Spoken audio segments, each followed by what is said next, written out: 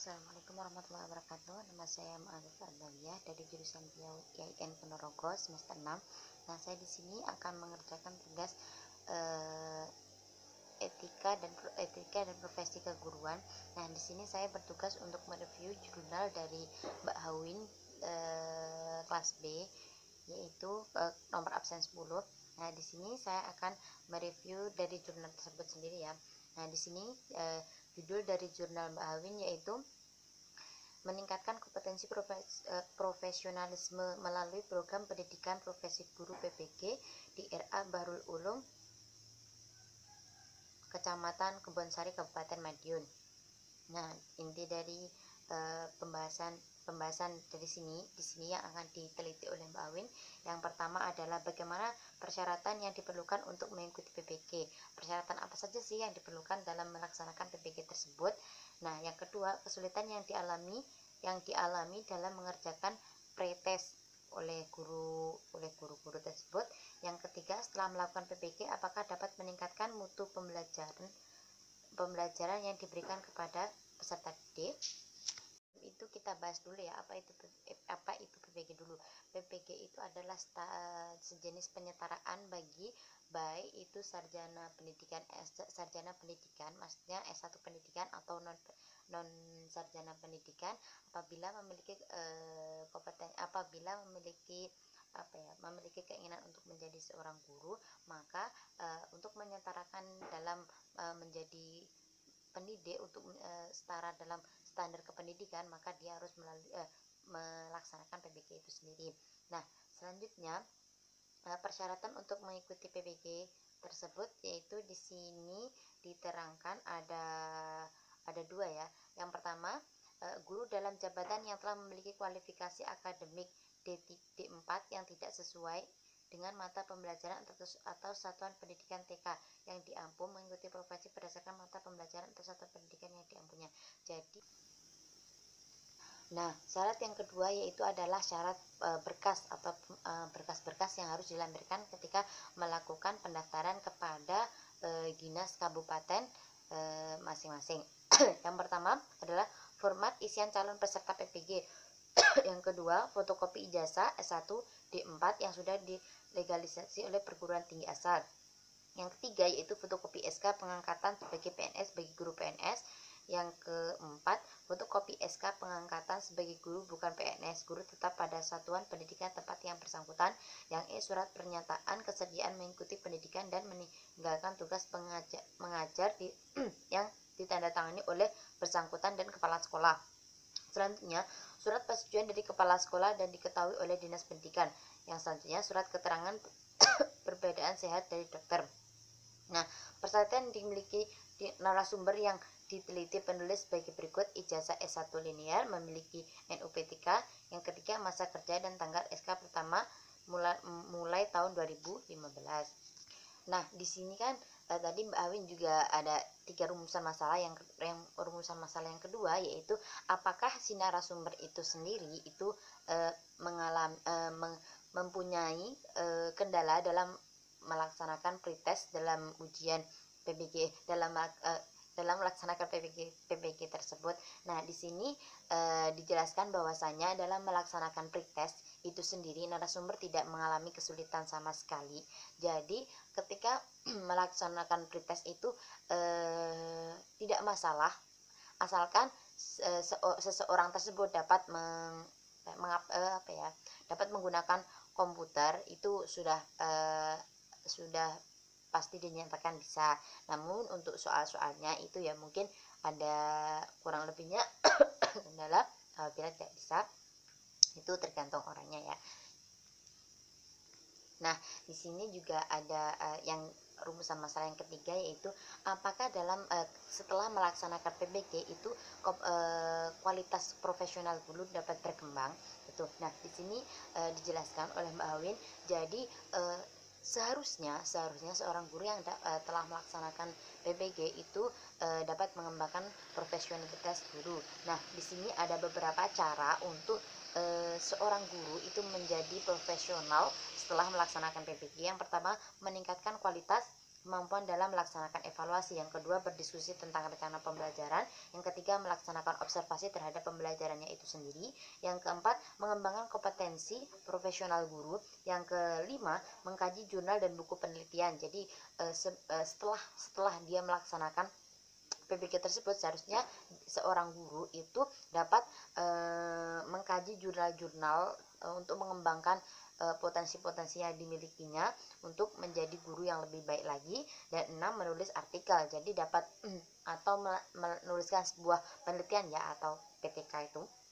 Nah, setelah mengikuti PPG kompetensi lulusan antara lain, yang pertama, kemampuan penguasaan materi pembelajaran secara luas dan mendalam, memungkinkan membimbing peserta didik mencapai standar kompetensi. Jadi setelah melaksanakan PPG itu seharusnya seorang guru itu dapat menguasai 4 kompetensi yang harus dimiliki guru itu secara menyeluruh, karena di sana itu kita mendapatkan pelatihan-pelatihan untuk mengembangkan 4 kompetensi tersebut. Nah, selanjutnya, menguasai pengetahuan, perkembangan, dan membimbing peserta didik. Jadi seorang guru ketika melaksanakan PPG itu kan di sana seharusnya itu sudah menguasai ilmu pengetahuan dalam melaksanakan pembimbingan. Jadi pembimbingan pada peserta didik ya. Jadi seorang guru itu sudah seharusnya tahu bagaimana cara mengatasi peserta didik tersebut. Yang ketiga, menguasai pembelajaran bidang studi belajar dan pembelajaran evaluasi, pembelajaran perencanaan pembelajaran, media pembelajaran, dan penelitian bagi peningkatan berbagai bidang. Jadi seorang guru setelah melaksanakan PPG harus bisa menguasai materi pembelajaran, model pembelajaran, maupun apa saja yang harus dilaksanakan untuk menambah peserta didik, untuk menambah cara pembelajaran peserta didik agar lebih mudah lagi. Selanjutnya, mampu melaksanakan praktek pembelajaran bidang studi. Yang kelima, memiliki integritas kepribadian yang meliputi aspek fisik, motorik, intelektual, sosial, kognitif, dan efektif. Jadi setelah melaksanakan PPG itu seorang guru seharusnya memiliki integritas kepribadian yang multi aspek tadi. Yang keenam, kompetensi sosial merupakan kemampuan dalam menjalin hubungan sosial secara langsung. Jadi setelah melaksanakan PPG, seorang guru itu dapat melakukan sosial yang baik terhadap lingkungan, masyarakat, maupun dengan peserta didik lainnya. Nah, di sini setelah tadi saya menyebutkan garis besar dari artikel tersebut, saya akan ini kan di sini di tugasnya Pak Kosen ya, tadi kekurangan isi artikel.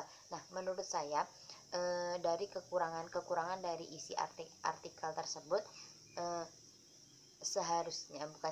maksudnya langkah-langkah lebih baiknya apabila seorang peneliti itu tadi menjelaskan secara rinci kekurangan apa saja, maksudnya kekurangan dan kelebihan apa saja yang telah dihasilkan oleh seorang guru ketika setelah melaksanakan PPG. Nah, di situ kan tidak dijelaskan, hanya ada referensi-referensi beberapa, keterangan-keterangan beberapa, dan juga kelebihannya.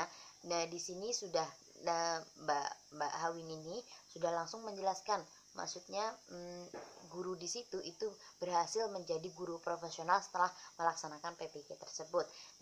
Nah di situ kan seharusnya dalam penelitian dijelaskan itu gurunya siapa aja, dan terus bagaimana, kendala apa yang dihadapi, seperti itu.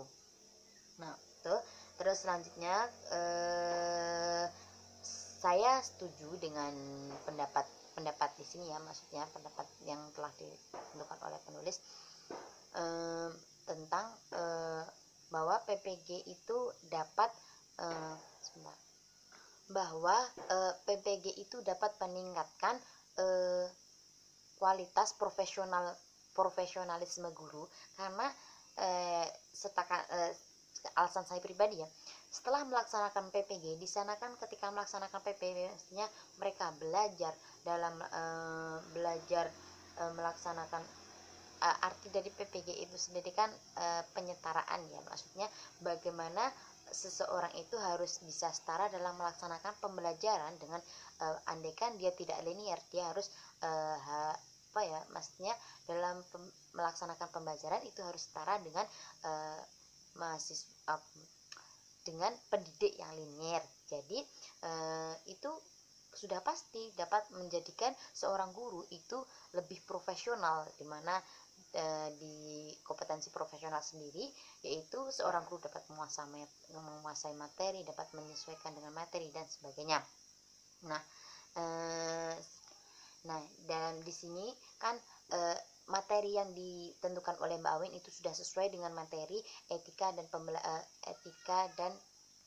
ya, ini di sini saya lanjut ya. Materi ini sudah sesuai dengan mata kuliah etika dan profesi keguruan, di mana dalam mata kuliah ini yang saya pelajari itu seorang guru ketika sudah diangkat menjadi PNS atau belum, atau sudah ditetapkan dalam melaksanakan sertifikasi dan sebagainya, itu harus melaksanakan PPG, baik itu guru itu sudah linier atau belum, semuanya itu harus melaksanakan PPG, dan itu ada peraturannya, itu sudah ditetapkan sejak tahun berapa ya, kalau nggak salah tahun 2015 kalau nggak salah ya itu.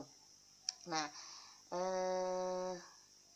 ya demikian dari saya, itu adalah penjelasan tentang artikel yang telah dipaparkan oleh Mbak Hawin. Itu kekurangan dan kelebihan yang telah saya sebutkan. Nah, kurang lebihnya mohon maaf apabila saya ada salah kata atau kurang tepat dalam melaksanakan tugas itu. Kurang lebihnya mohon maaf. Wassalamualaikum warahmatullahi wabarakatuh.